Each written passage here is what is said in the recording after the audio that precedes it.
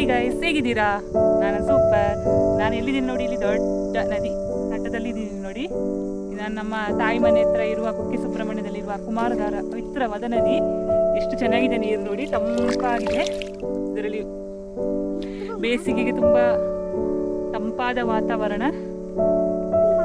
ಯಾವ್ಯಾವ ಥರದ ಕಲ್ಲುಗಳೆಲ್ಲ ಇದ್ದಾವೆ ಅಂತ ನೋಡಿ ಇಲ್ಲಿ ನೋಡಿ. ನಮ್ಮ ಹಿಂದೆಗಡೆ ದೊಡ್ಡ ಬೆಟ್ಟ ಇದೆ, ಒಳ್ಳೆ ಬೆಟ್ಟ ಕಾಣ್ತಾ ಇದೆ. ಅಲ್ಲದ ಬೆಟ್ಟ ತುಂಬ ಚೆನ್ನಾಗಿದೆ ನೋಡಿ ಇಲ್ಲಿ ಪ್ರಕೃತಿ ವಾತಾವರಣ. ನಾನಿಲ್ಲಿ ಯಾಕೆ ಬಂದಿದ್ದೇನೆ ಅಂದರೆ, ಇಲ್ಲಿ ಈ ಹೊಳೆಯ ದಡದಲ್ಲಿ ಬೇರೆ ಬೇರೆ ಥರದ ಮರಗಳಿದ್ದಾವೆ. ಅದರ ಉಪಯೋಗ ಏನು ಅಂತ ನನಗೆ ಗೊತ್ತಿದೆ, ಅಂದರೆ ಗೊತ್ತಿದ್ದನ್ನು ನಾನು ನಿಮಗೆ ಹೇಳ್ತೇನೆ ಆಯಿತಾ. ವಿಡಿಯೋನ ಸ್ಕಿಪ್ ಮಾಡದೆ ಕೊನೆವರೆಗೆ ನೋಡಿ, ಓಕೆ? ನೋಡಿ ಫ್ರೆಂಡ್ಸ್, ಇದು ಉಂಡೆ ಹುಳಿ ಅಂತ ಹೇಳ್ತಾರೆ, ಕೆತ್ತೆ ಹುಳಿ ಅಂತ ಹೇಳ್ತಾರೆ. ಉಂಡೆ ಆಕಾರದಲ್ಲಿರುವ ಹುಳಿಯ ಗಿಡ ಇದು. ಸಾಂಬಾರಿಗೆ ಎಲ್ಲ ಬಳಸ್ತಾರೆ. ಸುಮಾರಾಗಿ ಇದನ್ನು ಬೇರೆ ವಿದೇಶದಲ್ಲಿ ಜಾಸ್ತಿಯಾಗಿ ಬಳಸ್ತಾರೆ. ಔಷಧಿಯ ತಯಾರಿಕೆಯಲ್ಲಿ ಕೂಡ ಬಳಸ್ತಾರೆ. ಬಹಳ ಬೇಡಿಕೆ ಇದೆ. ಇಂತಹ ಮರಗಳು ಸಿಗುವುದು ಅಪರೂಪ. ತುಂಬ ರುಚಿಕರವಾದ ಹುಳಿ ಇದು. ಹಣ್ಣಾದಮೇಲೆ ಇದನ್ನು ಕಟ್ ಮಾಡ್ತಾರೆ. ಕಟ್ ಮಾಡಿ ಚಿಪ್ಸ್ ಯಾವ ಥರ ಕಟ್ ಮಾಡ್ತಾರೆ, ಚಿಪ್ಸಿಗೆ ನಾವು ಬಾಳೆಹಣ್ಣು ಯಾವ ಥರ ಕಟ್ ಮಾಡ್ತೀವಿ ಅದೇ ಥರ ಇದನ್ನು ಕಟ್ ಮಾಡ್ತಾರೆ, ಈ ಹಣ್ಣನ್ನು ಉಂಡೆ ಹುಳಿನ.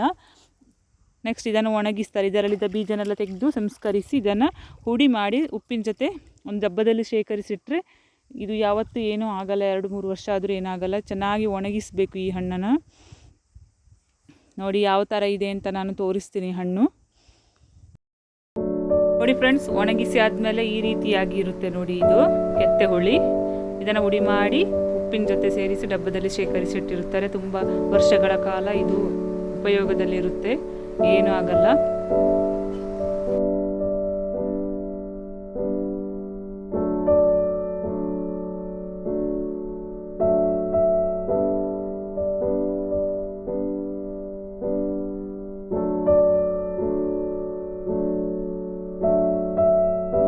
ನೋಡಿ ಫ್ರೆಂಡ್ಸ್, ಇದನ್ನು ಉಂಡೆ ಹುಳಿ ಅಂತ ಹೇಳ್ತಾರೆ. ನೋಡಿ ಎಲ್ಲಿ ನೋಡಿದರೆ ಇದು ಗಂಟು ಉಂಡೆ ಥರ ಆಕಾರದಲ್ಲಿದೆ, ಅದಕ್ಕೆ ಉಂಡೆ ಹುಳಿ ಅಂತ ಹೇಳ್ತಾರೆ. ಇದನ್ನು ಕಟ್ ಮಾಡಿ ಚೆನ್ನಾಗಿ ಒಣಗಿಸಿ ಇಡ್ತಾರೆ. ಒಣಗಿದ ನಂತರ ಇದರ ಬೀಜನ ತೆಗೆದು ಸಂಸ್ಕರಿಸಿ ಡಬ್ಬದಲ್ಲಿ ಇಟ್ಟರೆ ಎಷ್ಟು ವರ್ಷ ಆದರೂ ಹಾಳಾಗೋದಿಲ್ಲ. ಇದರ ಜೊತೆ ಉಪ್ಪನ್ನ ಸೇರಿಸಬೇಕು. ನೋಡಿ ಈ ಥರ ಇದೆ. ಸಾಂಬಾರಿಗೆಲ್ಲ ತುಂಬ ಒಳ್ಳೆಯದಿದು. ಸ್ವಲ್ಪ ಹಾಕಿದರೆ ಸಾಕು. ಫ್ರೆಂಡ್ಸ್, ಇದು ನೆಕ್ಸ್ಟ್ ನಾನೊಂದು ಮರದ ತೊಗಟೆನ ತೋರಿಸ್ತಾ ಇದ್ದೀನಿ ಅಲ್ಲ. ಇದು ನಮಗೆ ಬಹಳ ಉತ್ತಮವಾದ, ಡೆಟಾಲಿಗಿಂತಲೂ ಉತ್ತಮವಾದ ಒಂದು ನಮ್ಮ ಕೈ ಕಾಲು ಅಥವಾ ನಮ್ಮ ಶರೀರದ ಯಾವುದೇ ಭಾಗಕ್ಕೂ ಗಾಯ ಆದರೆ ಅಥವಾ ಸುಟ್ಟ ಗಾಯ ಇದ್ದರೆ ಅದನ್ನು ನಮಗೆ ತೊಳಿಲಿಕ್ಕೆ ಆಗೋದಿಲ್ಲಲ್ಲ, ಡೆಟಾಲಿಂದ ತೊಳಿತೀವಿ. ಆದರೆ ಈ ಮರದ ತೊಗಟೆಯ ಇದು ಕಷಾಯನ ಮಾಡಿದರೆ ಒಂದು ಕೆಂಪು ಕಲರಿನ ನೀರು ಬರುತ್ತೆ ಕಷಾಯದಲ್ಲಿ. ಆ ಕಷಾಯವನ್ನು ಈ ಗಾಯ ಆದ ಜಾಗಕ್ಕೆ ಹಾಕಿ ದಿನಾಲು ನಾವು ವಾಶ್ ಮಾಡ್ತಾ ಇದ್ದರೆ ಆ ಗಾಯ ಬೇಗ ವಾಸಿಯಾಗ್ತದೆ. ಇದಕ್ಕೆ ದೊಡ್ಡ ಹುಳಿ ಅಂತ ಹೇಳ್ತಾರೆ ನಮ್ಮ ಈ ಕಡೆ.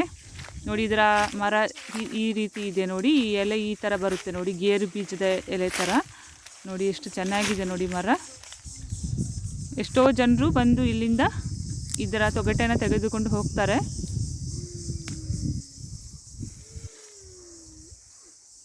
ನೋಡಿ ಫ್ರೆಂಡ್ಸ್, ಇದು ದೊಡ್ಡೊಳಿ ಮರದ ಬಗ್ಗೆ ನಿಮಗೆ ಗೊತ್ತಾಯ್ತಲ್ಲ. ಇದು ಬಹಳ ಒಳ್ಳೆಯ ಮರವಾಗಿದೆ.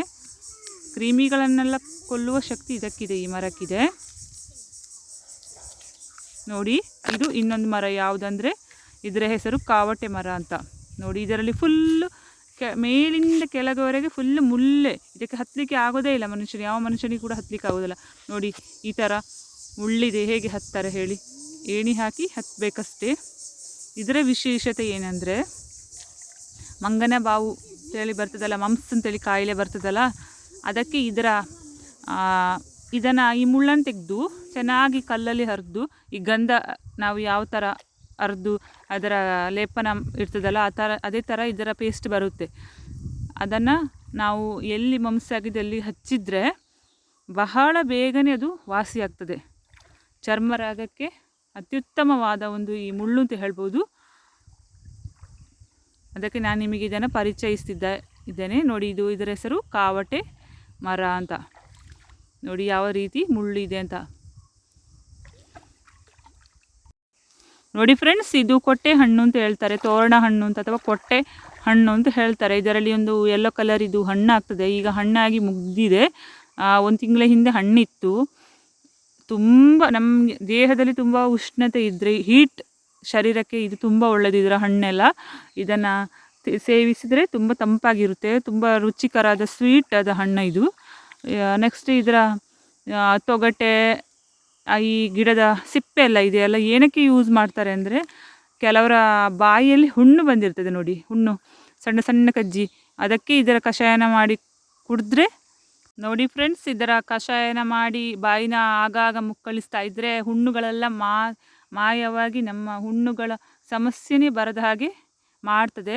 ಉಷ್ಣತೆ ಇದ್ದರೆ ಈ ಥರ ಹುಣ್ಣೆಲ್ಲ ಬರ್ತದೆ, ಬಾಯಲ್ಲಿ ಹುಣ್ಣು ಬರ್ತದೆ ನೋಡಿ. ಬಹಳ ಒಳ್ಳೆಯ ಔಷಧಿಯಾಗಿದೆ ಇದರದ್ದು ತೊಗಟೆ.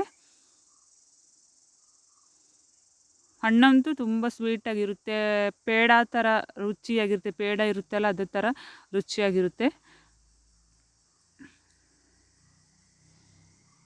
ಈ ಗಿಡಕ್ಕೆ ಅಲ್ಲಲ್ಲಿ ಸಣ್ಣ ಸಣ್ಣ ಮುಳ್ಳುಗಳು ಕೂಡ ಇದ್ದಾವೆ.